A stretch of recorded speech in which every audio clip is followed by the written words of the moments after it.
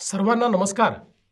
महाराष्ट्रातील 246 नगरपालिका आणि 42 नगरपंचायतीसाठी येत्या 2 डिसेंबर रोजी मतदान होणार आहे.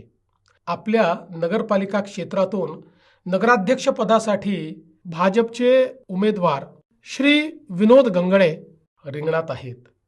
त्यांना आणि त्यांच्यासोबत भाजपच्या सर्व नगरसेवकांना विक्रमी बहुमताने विजयी करावे असे आवाहन मी आपल्याला करतो. आपल्याला माहितीच आहे, भाजप म्हणजे कमळ आणि कमळाचं चिन्ह म्हणजे विकासाची गुरुकिल्ली.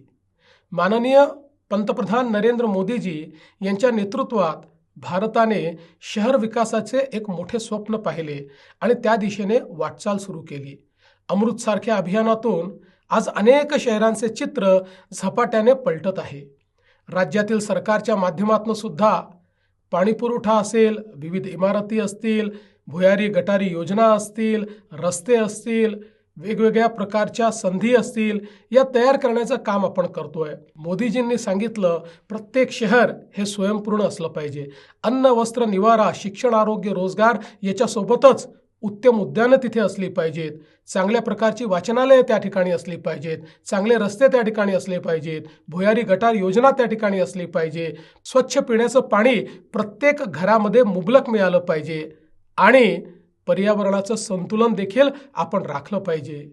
कधी नव्हे इतकी प्रचंड विकास कामे आज अनेक शहरांमध्ये आपल्याला होताना दिसत आहेत.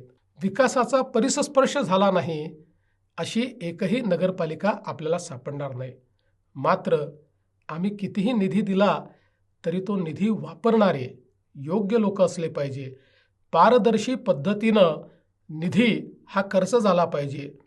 समाजाकरता आणि जनतेकरता आपण ज्या व्यवस्था करतो त्या त्यांच्यापर्यंत पोचल्या पाहिजे आणि म्हणूनच ज्यांच्या हाती आपण नगरपालिका देतो त्यांच्यावर कोणाचा तरी अंकुश असला पाहिजे.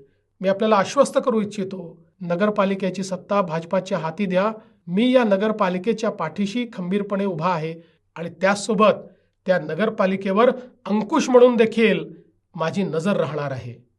अजून आपल्याला बरीच कामे करायची आहेत. त्यासाठी आपली साथ आम्हाला हवी आहे.